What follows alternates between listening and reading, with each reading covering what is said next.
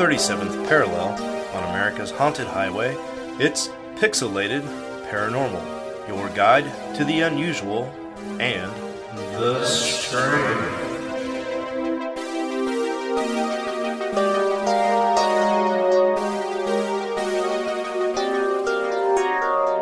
What's up, everybody? Welcome back to Pixelated Paranormal episode 220.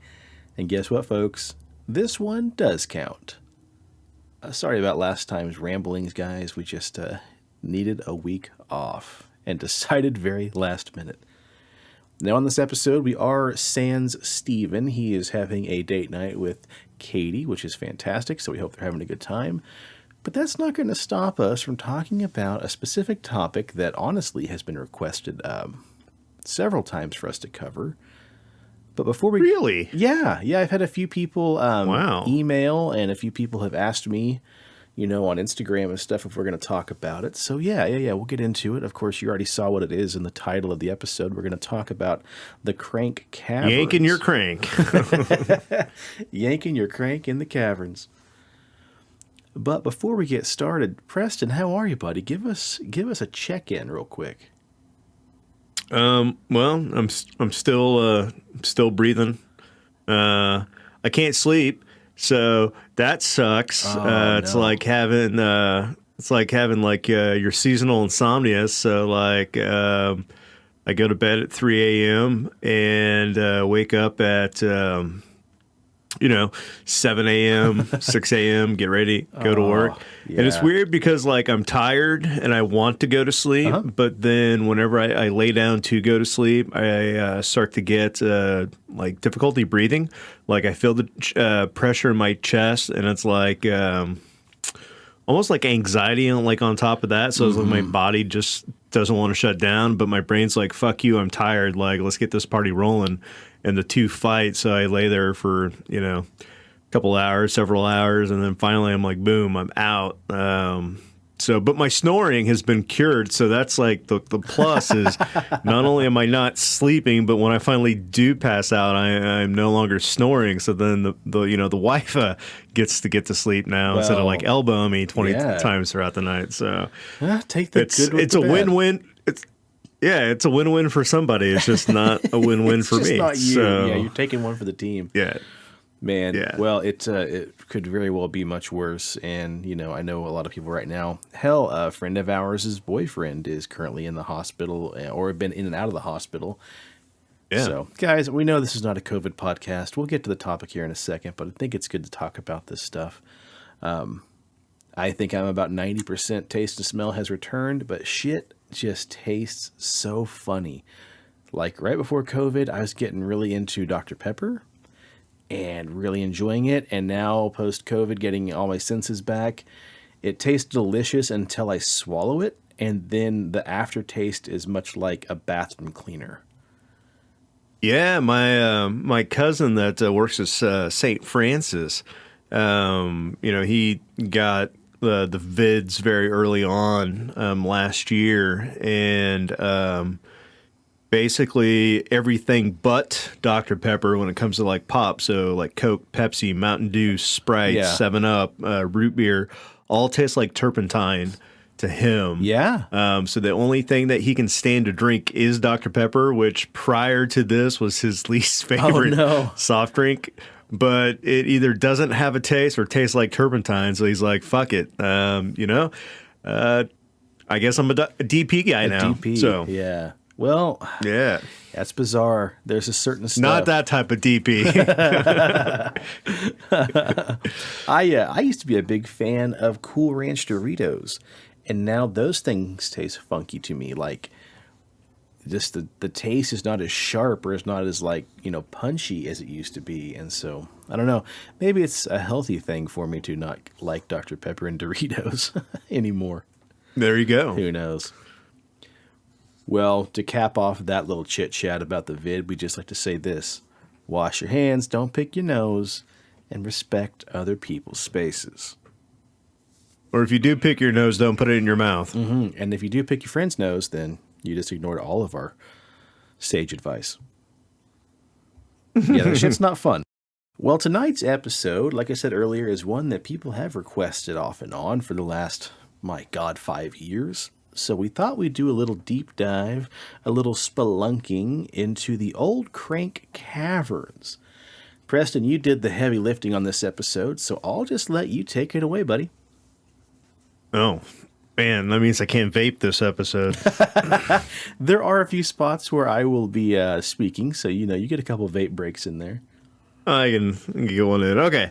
So Crank is a village near Rainford, Merseyside, England, in the metropolitan borough of St. Helens. The Crank Caverns, a.k.a. the eerie Merseyside Caverns, have been explored and have been a hot topic throughout the generations. Because, what's not to love about dark, damp, dank, scary places? Mm-hmm. And it's become synonymous with haunting folk tales and legends, which, fuck yeah, that shit is right up our alley. Mm-hmm. So when I first clicked on the topic, I'm like, it's a cave in England. Like, God, Sean, I don't want to talk about this. And I'm like, why the fuck did you add this to the doc? And then I started scrolling. I was like, oh my. So Daddy got excited.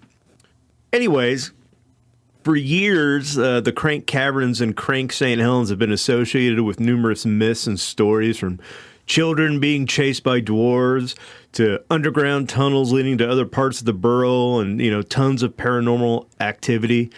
So before we get into the juicy bits, let's nail down some facts. I know that's something sometimes we don't like to do around here, but we should give you the meats before the taters. So Crank Caverns is the common name of what remains of the Rainford Delph Quarry. It is a network of underground tunnels and caverns, as well as extensive woodland. Information in the St. Helens Local History Archive state that mining began as early as 1730, so a long fucking time ago, with a small stone quarry known as the Rainford Delph. And the mining would go on for well over 100 years, and then picking up and on and off again into the 1930s.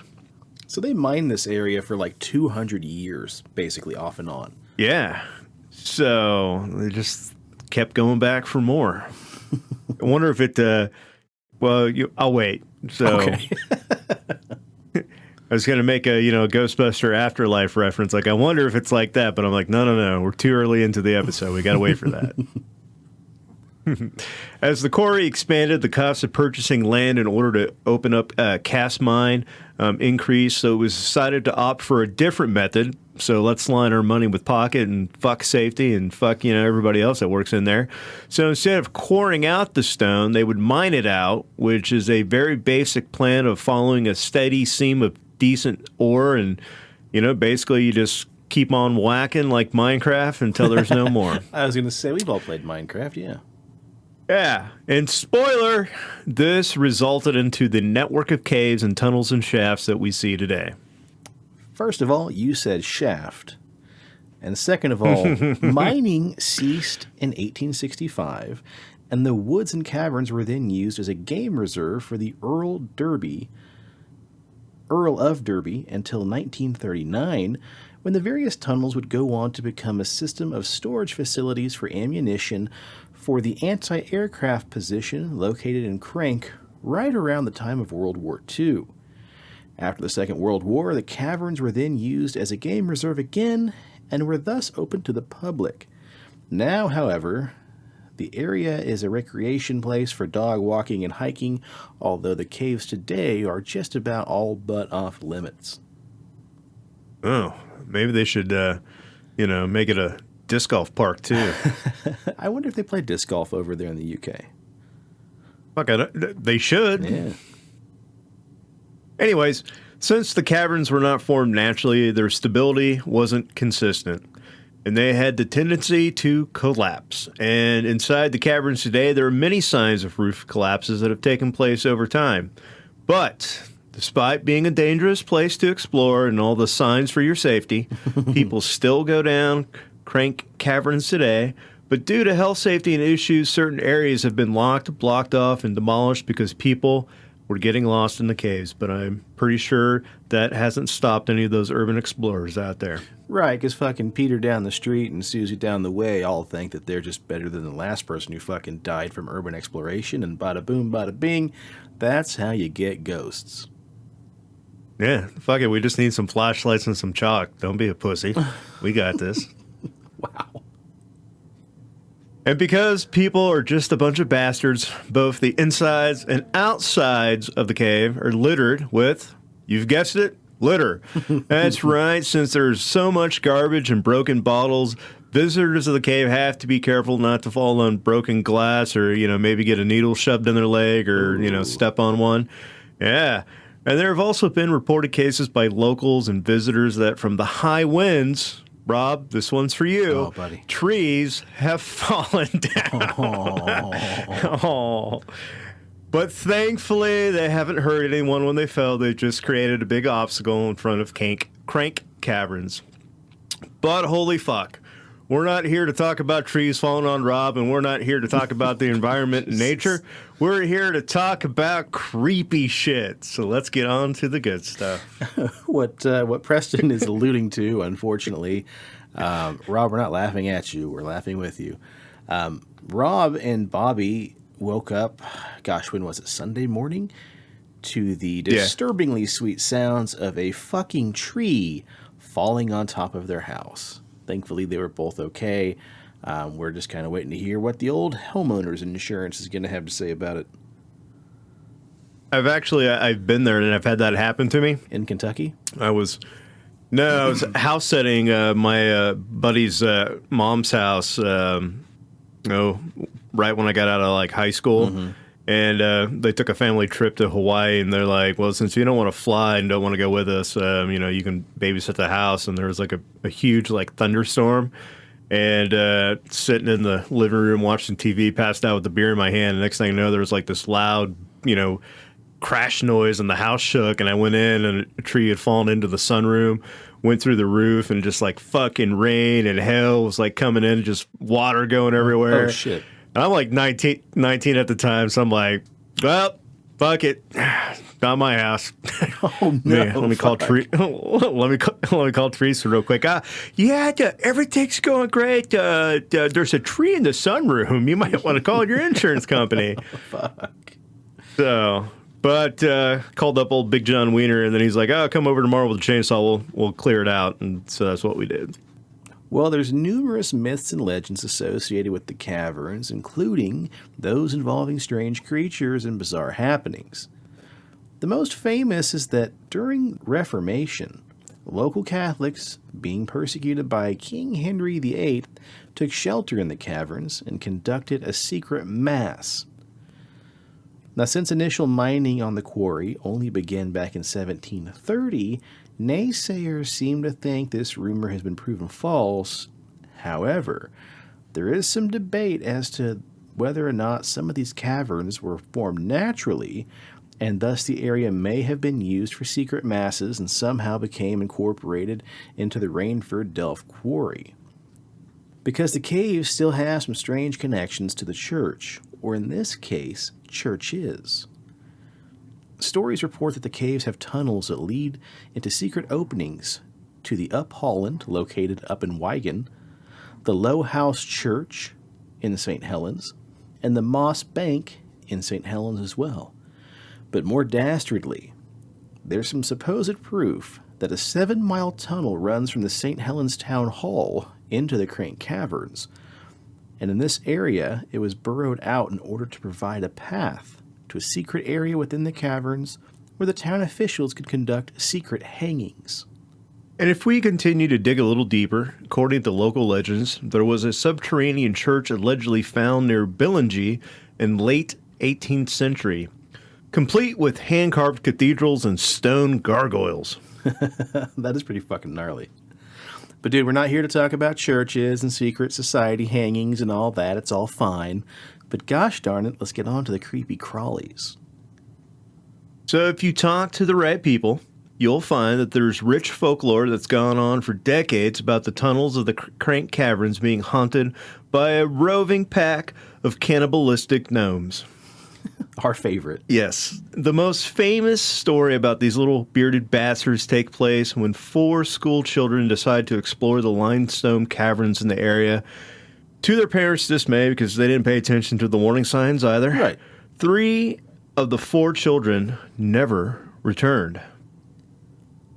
The one small child who survived and told the terrifying tale about these little old men with beards who crawled out of holes in the walls of the caverns that attacked the children and killed 3 of the surviving boys' friends and chased them all the way down to the opening of the caverns. The terrified child ran for his life, dodging the chunks of rocks and the crumbling tunnels. But he claims that he tripped over piles of human bones on the cavern floor trying to escape these creepy little bearded men that were chasing after him.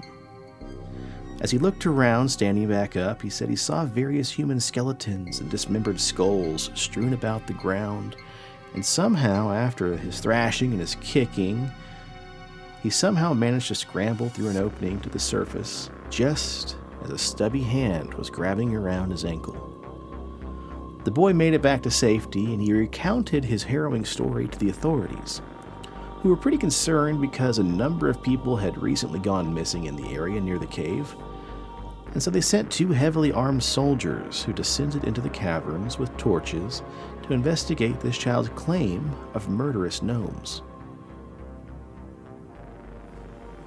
And when they returned to the police, they claimed that they not only found a heap of human bones that the boy had reported, but they said they also found the ruins of ancient church of some unknown denomination.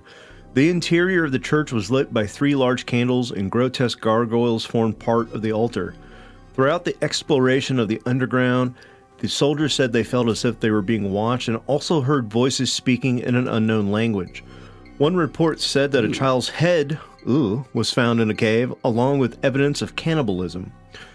After the authorities sent out a second investigation to the caverns, the caves either collapsed or the soldiers were so disgusted, maybe even a little scared of what they discovered, that they possibly used gunpowder to seal them off and, blew the cave the fuck up, so they could trap whatever was in those tunnels. One researcher stated, "In the caving world, a cathedral would be an opening of a cave of a mine. The best way to describe a cathedral in a mine is how it is described this day, a big grand opening with big rooms and big walls." So it could be that the idea of the cathedral was just a term that the miners used and then kind of turned into a modern day folklore. Or we're going to go with option B, that they stumbled upon a satanic church of cannibalistic Yeah, gnomes. we've been in several caves, Steve and I, and that is the common term, a cathedral, big opening, big grand vast opening. So, yeah, who knows? Yeah. Some additional information appeared in 1933 when the St. Helens newspaper and advertiser published an article by 2 of the reporters who went on an exploration of the caves with candles, lamps, and chalks. See? That's all you need to be safe. Those 3 things. Anyways, the article was published Friday, September 22nd edition and occupied almost a quarter of the page of broadsheet on one of the main local news pages and was number 5 in a series of articles called Man Behind the Scenes, and it was subheaded 2 hours in the underworld. During their exploration, after they had crawled around for about 40 yards, they encountered a 6-foot drop onto a shingle. At this point, the passage had widened to 2 feet 6 inches and was 4 feet high, so perfect gnome size. The air was wonderfully fresh, but ice cold. From here, there were many branches of the tunnels that led to dead ends, and at one point they found timber, and some of it appears to have been placed there as safety props to keep the cavern's ceilings held up. They chalked on the walls to guide them, and after a sudden turn, they were in a huge cavern. The report goes on to describe this area as cathedral-like, with colored arches of smooth-faced rock reminiscent of imposing vastness of the Lowe's House Church. And at one end of the vast chamber was a gallery that bore a striking resemblance to an altar complete with steps. At this point, they claimed that they were about a mile underground. Having mounted the altar, they found another passage as small as the entrance, and after crawling for some distance along, they found a hole which they dropped down into that led them to a point that they'd been to before near the entrance. The article concludes with a statement that they did not find any evidence of legends such as a great underground lake, and they did not find a pulpit used by priests in the Reformation. Equally negative, they did not find the well that the Bellingers are reputed to have been drowned in for burning farmers' haystacks.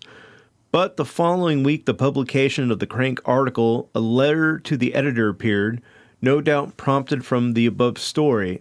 It was headed, Crank Caverns Exploration, a previous expedition. The letter says that the author and two friends decided to investigate the caves when they first learned of its existence. They were more elaborately equipped than the reporters with 2 picks and a shovel, a carbide lamp, and a ball of string. So, No. I guess they didn't need chalk. They thought they might encounter a cat. Oh, that's true. The letter explains that they explored all the main galleries, which were blocked off or led into one or another at various places. Eventually, a small hole was found after crawling through the roof.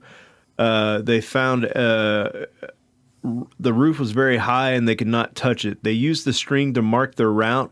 However, the writers of the letter believed the reporters could not have been inside this cave, as they stretched out the string that was left behind. The writer exited the cave and also left behind were the picks and the shovel, which the reporters did not mention. So maybe I don't know. Maybe they were in another cathedral that's the down thing there. about caves, man. Unless you're an actual seasoned spelunker, it's best not to trifle. Now, these caverns specifically are also rumored to be haunted.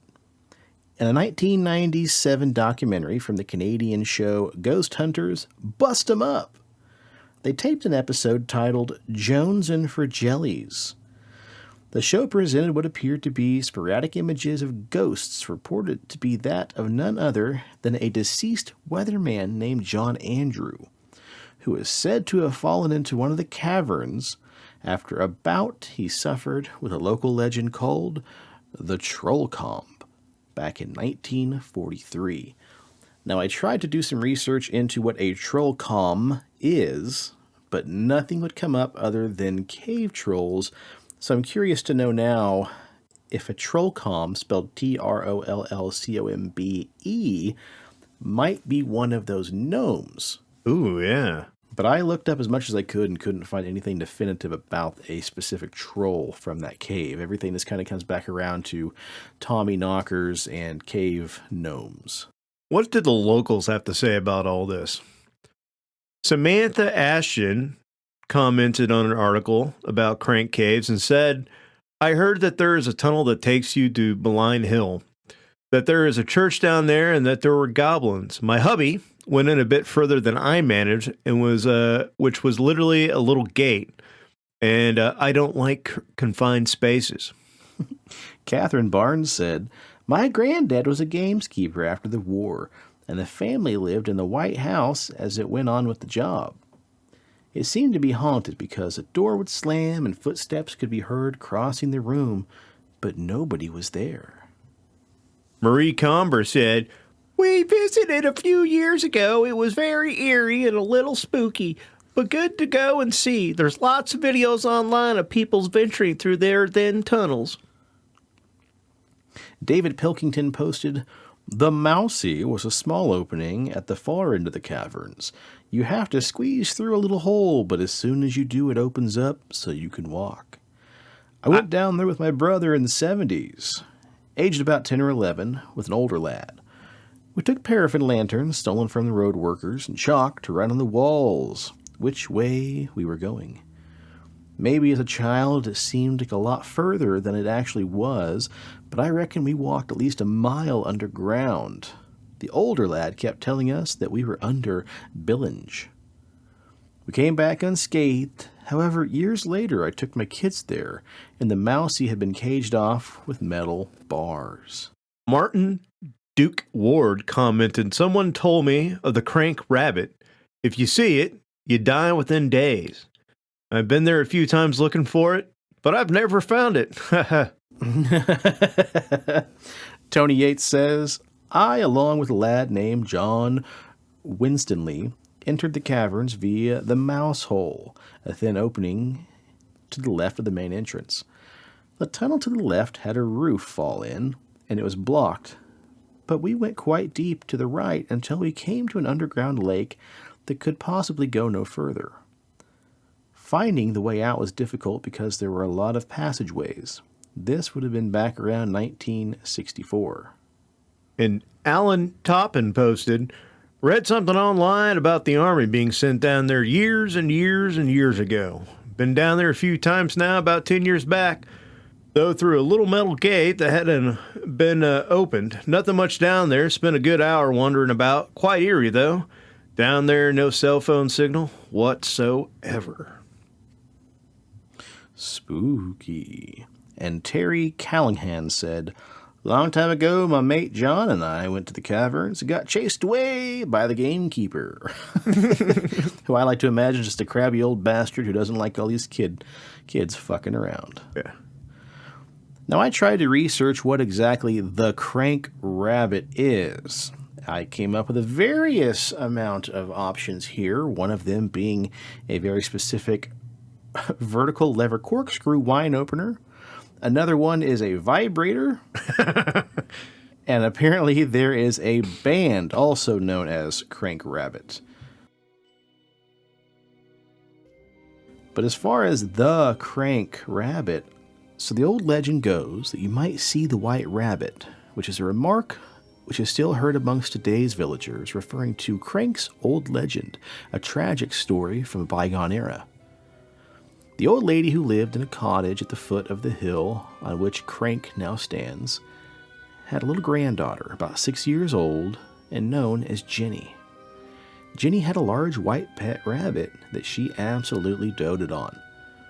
Not far from the cottage also lived a farmer who was known locally simply as Old Nick. Old Nick was a miser. He liked to get into arguments. He liked to toss a little bit here and there. He was morose, but very wealthy. He came to believe that he had been bewitched by the old woman, and he and a local ne'er-do-weller called Dick Piers began to plot to break the spell by spilling the old lady's blood. Well, when they entered the house one night, Jenny, the granddaughter of the old lady, was awoken by all the crashing and shouting. So grabbing her precious white rabbit, which always slept next to her to keep her warm, she and the rabbit escaped unnoticed through a broken door and raced up the hill towards the chapel. Dick Piers followed her, and angry at losing her into the night, he kicked her white rabbit to death, furious that he couldn't find the girl who was hiding behind a bush. Jesus. Yeah. The next morning, a local monk, going to do a little chapel, found Jenny on the doorstep. Unfortunately, she had passed away due to a nasty bang on the top of her head, sustained by falling against the chapel wall and the sheer exhaustion she suffered from the terrible happenings of the night before.